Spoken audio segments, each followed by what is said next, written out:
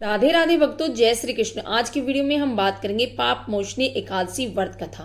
धर्मराज बोले, हे भगवान, मैंने फागुन मास की शुक्ल पक्ष की एकादशी का महात्म्य सुना है। अब आप चैत्र मास की कृष्ण पक्ष की एकादशी के बारे में बतलाइए। इस एकादशी का क्या नाम है, इसमें कौन से देवता की पूजा की जाती है और तथा विधि क्या है, सो विस्तार से कहिए। भगवान कृष्ण बोले, हे राजन, एक समय मानधाता ने लोमस ऋषि से पूछा, हे मुनि, चैत्र मास के शुक्ल पक्ष की एकादशी का क्या नाम है और उसकी विधि क्या है, सो कहिए।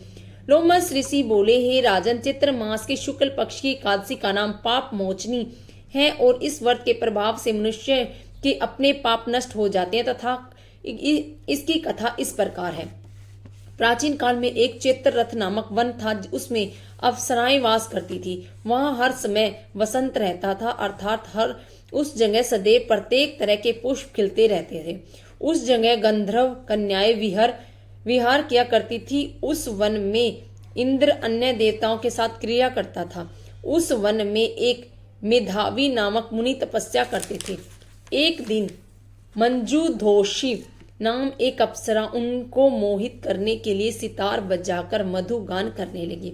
उस समय शिव के शत्रु वो कामदेव भी शिव भक्त मेघानी मुनि को जीतने के लिए तैयार हुए। कामदेव ने उस सुंदर अप्सरा को ब्रह्मुख धनुष बनाया, कटाक्ष को उसकी ये डोरी बनाई, उसके नेत्रों को उसके धनुष बनाया और कुचों की कोरी बनाई और मंजूदोषी अप्सरा को सेनापति बनाया।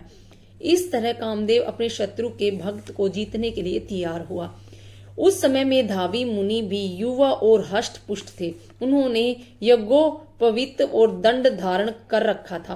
वह दूसरे कामदेव के समान शोभा पाते थे और मुनि को देख के कामदेव के वश में हुई मुजुधोषी ने धीरे धीरे मधुर वाणी में वीणा पर गाना शुरू किया। मेधावी मुनि उस मधुर गाने पर और उसके सौंदर्य पर मोहित हो गए। वह अप्सरा उस मुनि को कामदेव से पीड़ित जानकर उससे आलिंगन करने लगी। वह मुनि इसके सौंदर्य पर मोहित होकर शिव रहस्य को भूल गए और काम की के वशीभूत होकर उसके साथ स्मरण करने लगे और मुनि को काम के वशीभूत होने के कारण उस दिन रात दिन का कुछ भी ध्यान न रहा और बहुत समय तक स्मरण करते रहे। एक दिन मंजू घोषी उस मुनि से बोली, हे मुनि, अब मुझे बहुत समय हो गया है, स्वर्ग जाने की आज्ञा दीजिए। अप्सरा के ऐसे वचन सुनकर मुनि बोले, हे सुंदरी, तू तो आज इसी संध्या को आई है, अभी प्रातः काल तो ठहरो। मुनि के ऐसे वचन सुनकर अप्सरा उसके साथ स्मरण करने लगी और बहुत समय बीत दिया। फिर मुनि से कहा, हे मुनिदेव, आप मुझे स्वर्ग जाने की आज्ञा दीजिए। आपकी रात्रि तो बहुत लंबी है। अब आप सोचिए कि मुझे आपके पास आए कितना समय हो गया है। उस अप्सरा के वचनों को सुनकर मुनि को ज्ञान प्राप्त हुआ और समय का विचार करने लगा। तब ध्यान करने से उसका परिणाम 57 साल 7 माह और 3 दिन ज्ञात हुआ। तो उस अप्सरा को काल का रूप समझकर वह महान क्रोधित हुआ और उस तप का नाश करने वाली अप्सरा की तरह देखने लगा। उसके अवर कांपने लगे और इंद्रियां व्याकुल होने लगी। बस मुनि अप्सरा से बोले, हे दुष्ट, मेरे तप को नष्ट करने वाली तू अब मेरे श्राप से पिशाचिनी होगी। हे महान पापिन और दुराचारिणी, तुझे धिक्कार है। उस मुनि के क्रोध युक्त श्राप से वह पिशाचिनी हो गई और वह बोली, हे मुनि, अब मुझ पर क्रोध को त्याग कर प्रसन्न हो जाओ और यह श्राप का निवारण कीजिए। विद्वानों ने कहा कि साधुओं की संगत अच्छा फल देने वाली है, इसीलिए आपके साथ तो मैंने बहुत वर्ष व्यतीत किए हैं, अतः अब आप मुझे प्रसन्न हो जाइए। तब मुनि को कुछ शांति मिली और पिशाचिनी से बोले, री दुष्टे, तूने मेरा बड़ा बुरा किया है, परंतु फिर भी मैं श्राप से छुटाने का उपाय बतलाता हूँ। चैत्र माह के कृष्ण पक्ष की जो एकादशी है उसका नाम पाप मोचनी है। उस एकादशी का व्रत करने से तू पिशाचिनी के देह से छूट जाएगी। प्रकार मुनि ने उसको समस्त विधि बतला दी और अपने पापों के प्रायश्चित के लिए अपने पिता च्यवन ऋषि के पास गए। च्यवन ऋषि अपने पुत्र मेधावी को देखकर बोलो, रे पुत्र, अब तूने ये क्या किया? तेरे समस्त तप नष्ट हो गए हैं। मेधावी बोले, हे पिताजी, मैंने बहुत बड़ा पाप किया है, अब आप उससे छूटने का उपाय बतलाइए। च्यवन ऋषि बोले, हे तात, तो चैत्र मास के कृष्ण पक्ष की पाप मोचनी एकादशी का भक्ति पूर्वक व्रत करो, जिससे तुम्हारे समस्त पाप नष्ट हो जाएंगे। पिता के वचनों को सुनकर मेधावी ऋषि ने पाप मोचनी एकादशी का विधि पूर्वक उपवास किया। इसके प्रभाव से उसके समस्त पाप नष्ट हो गए। मंजू दोषी अप्सरा भी पाप मोचनी एकादशी का व्रत करने से पिशाचिनी देह से छूट गई और सुंदर रूप धारण कर स्वर लोक को चली गई। लोमश मुनि बोले, हे राजन, इस पाप मोचनी एकादशी के प्रभाव से सब पाप नष्ट हो जाते हैं।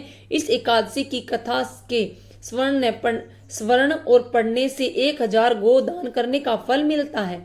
इस व्रत के करने से ब्रह्म हत्या करने वाले, स्वर्ग चुराने वाले, मगपान करने वाले, आगमन करने वाले आदि के पाप नष्ट हो जाते हैं और अंत में स्वर्गलोक को जाता है। आरती श्री जगदीश जी की। ओम जय जगदीश हरे, स्वामी जय जगदीश हरे, भक्त जनों के संकट क्षण में दूर करे। ओम जय जगदीश हरे, जो ध्यावे फल पावे, दुख विन से मन का, सुख संपत्ति घर आवे, कष्ट मिटे तन का। ओम जय जगदीश हरे, मात पिता तुम मेरे, शरण गहूँ मैं किसकी, तुम बिन और न दूजा, बास करूँ मैं किसकी। ओम जय जगदीश हरे, तुम पूर्ण परमात्मा, तुम अंतर्यामी, पार ब्रह्म परमेश्वर, तुम सबके स्वामी। ओम जय जगदीश हरे, तुम करुणा के सागर, तुम पालन करता, मैं मूर्ख खल कामी, कृपा करो भरता। ओम जय जगदीश हरे, तुम हो एक अगोचर, सबके प्राणपति, किस विधि मिलूं दया में, तुमको मैं कुमति।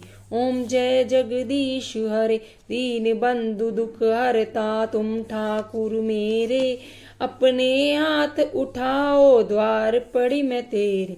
ओम जय जगदीश हरे, विषय विकार मिटाओ, पाप हरो देवा, शारदा भक्ति बढ़ाओ, संतन की सेवा। ओम जय जगदीश हरे, तन मन धन सब कुछ है तेरा, प्रभु सब कुछ है तेरा, तेरा तुझको अरे क्या लागे मेरा। ओम जय जगदीश हरे, श्याम सुंदर जी की आरती जो कोई नर गावे, कहत शिवानंद स्वामी, मनवांछित फल पावे। ओम जय जगदीश हरे। राधे राधे भक्तों, जय श्री कृष्ण, हर हर महादेव।